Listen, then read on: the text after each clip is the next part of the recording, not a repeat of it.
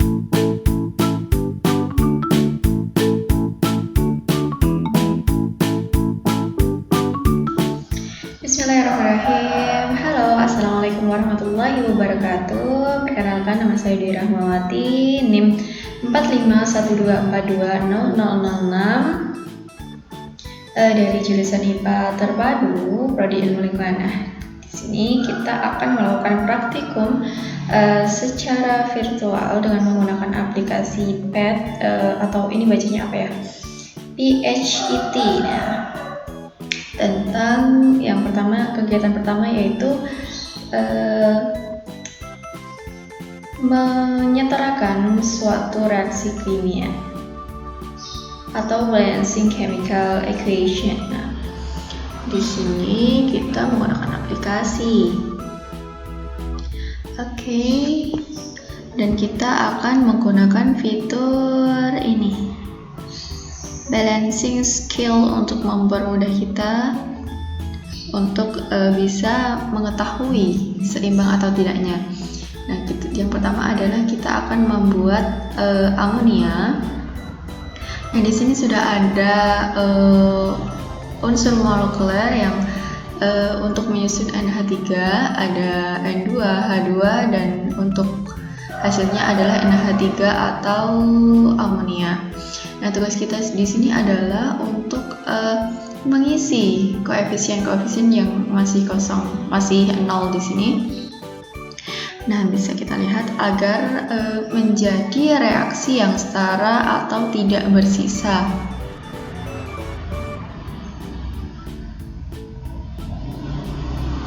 Oke, nah nanti bisa kita mulai dengan mengubah. Kita harus mengetahui jumlah atom-atom yang ada pada ruas kiri dan ruas kanan. Nah, ruas kanan itu biasa kita sebut dengan produk, dan yang ada di ruas kiri biasa kita sebut dengan reaktan atau zat bereaksi.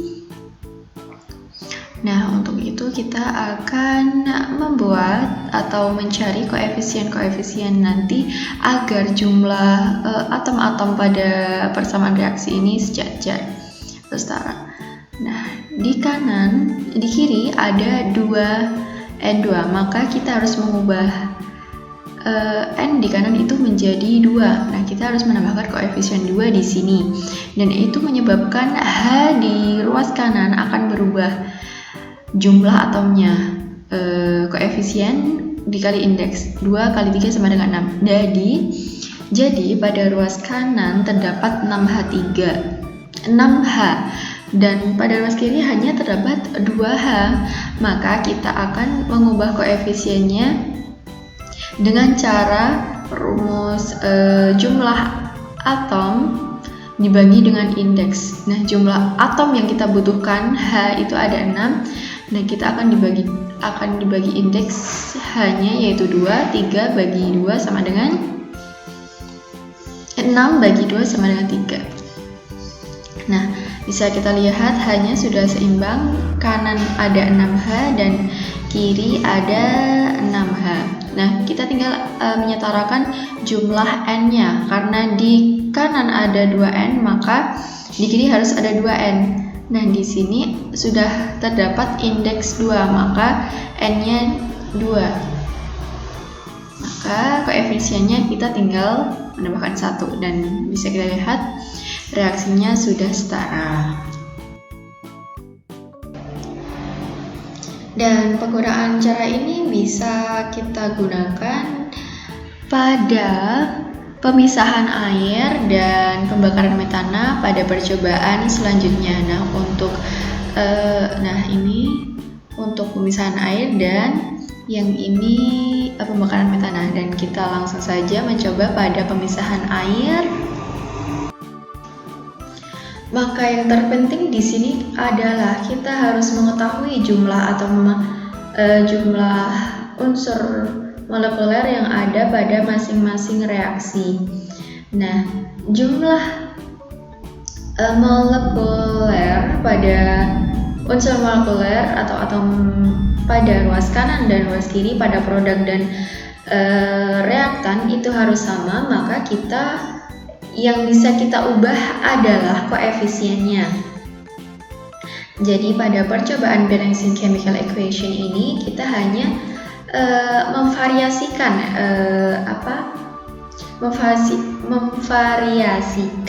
koefisien-koefisien yang ada pada reaksi.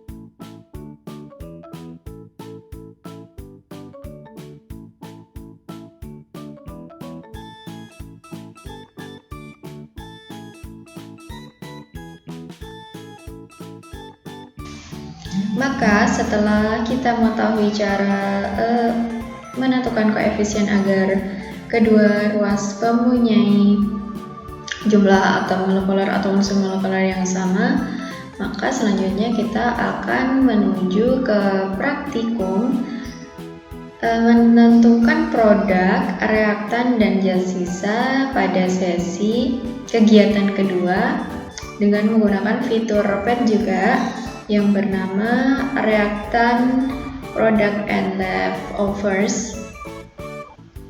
Nah, nanti kita akan menggunakan dua percobaan. Untuk percobaan kedua kita menggunakan fitur reactants, products, and leftovers pada laboratorium virtual juga. Kita masih menggunakan aplikasi web PET. Nah, di sini kita akan melakukan dua percobaan, yaitu dengan sandwich shop. Nah, ini menganalogikan saja. Kita akan berjualan roti di sini. Dan nanti kita mencobanya pada real reaction. Nah, langsung saja kita riset dulu. Nah, pada menu cheese sandwich ini untuk membentuk satu sandwich, maka kita memerlukan, karena sandwich itu berarti roti lapis ya, maka kita akan membuat beberapa lapisan yang terdiri dari komposisinya yaitu roti dan keju. Nah, maka kita akan membutuhkan 2 roti dan 1 keju untuk membuat satu sandwich. Nah, bagaimana jika kita mempunyai 8 roti dan 8 keju? Maka berapa sandwich yang bisa kita buat dan bahan apa yang sisa? Maka kita akan mengetahuinya pada kolom after reaction ini. Nah, dapat kita lihat terbentuk 4 sandwich dan tersisa 4 keju.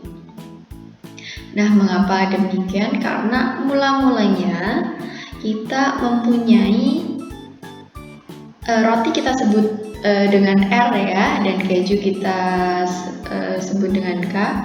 Maka untuk persamaan reaksi yang bisa kita analogikan adalah R2 plus K sama dengan R2K.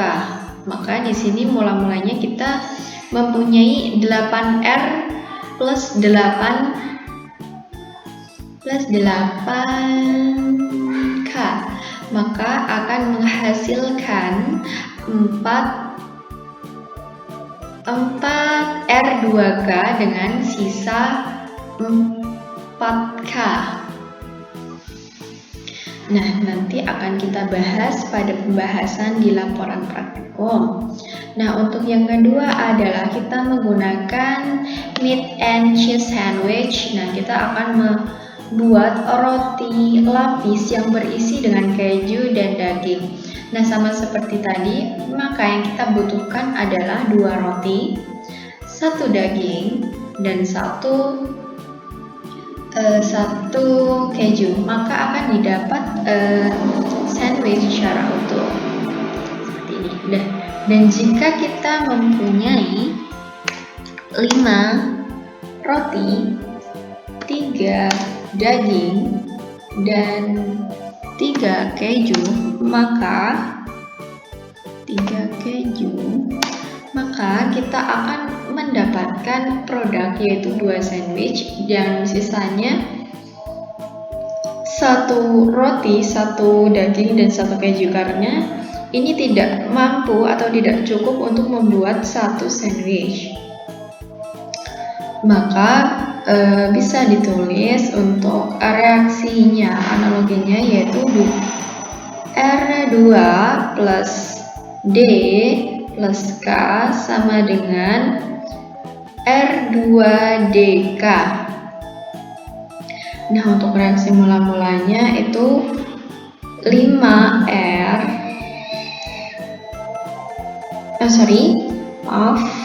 Nah, 5R betul, 3D dan 3K, dan akan menghasilkan 2R2DK dan memiliki sisa atau leftoversnya 1R, D, dan K. Nah, setelah memahami konsep bagaimana cara menentukan sisa produk dan reaktan, maka pertanyaannya adalah berapa banyak komposisi yang kita butuhkan agar tidak terjadi sisa. Nah, maka kita akan menggunakan perbandingan koefisien. Di sini perbandingan koefisiennya adalah 2:1. Nah, maka di sini juga harus perbandingannya sama agar tidak menimbulkan sisa. Nah, misal jika di sini ada 6, maka di sini ada 3 dan di sini ada 3. Dan bisa kita lihat perbandingannya 6:3 atau bisa kita sebut dengan 2:1 dan ini tidak menimbulkan sisa. Aturan ini juga berlaku bagi pembuatan sandwich pada sebelumnya. Karena perbandingannya adalah 2:1, maka jika di sini ada 4 roti, maka kita hanya membutuhkan 4 keju dan akan timbul reaksi setara atau tidak menimbulkan sisa atau biasa kita sebut reaksi stoikiometrik. Nah, setelah memahami konsep ini, kita akan lanjut kepada sesi selanjutnya atau partikum selanjutnya, yaitu dengan real reaction. Nah, ini kita akan mencoba dengan molekul-molekul. Yang pertama adalah pembentukan air, yaitu dibutuhkan 2H2 plus O2 sama dengan 2H2. Nah, jika kita mempunyai 6H2 dan 4H2, maka akan dibentuk 6H2 tapi mempunyai sisa O2. Karena apa? Karena perbandingan koefisiennya itu tidak sama, yang menyebabkan reaksi ini tidak stoikiometrik. Nah, maka untuk membentuk reaksi dengan tanpa sisa di sini, maka kita harus menyamakan koefisien di sini. Nah, perbandingan koefisiennya adalah 2:1. Maka jika kita mempunyai 6H2, kita akan membutuhkan 3O2. Perbandingannya agar sama, 6:3 sama dengan 2:1. Dan bisa kita lihat tidak ada sisa di sini. Nah, mungkin percobaan ini bisa kita variasikan sesuai selera kita dan nanti akan mendapatkan hasil yang berbeda-beda juga tentunya. Dan pada prinsipnya adalah kesamaan koefisien pada persamaan reaksi dan reaksi akan menimbulkan reaksi stoikiometrik atau tempat sisa atau tidak mempunyai sisa, atau biasa kita sebut dengan reaksi stoikiometrik. Oke, sekian dari saya. Semoga bermanfaat. Lastu bi khairikum. Wassalamualaikum warahmatullahi wabarakatuh.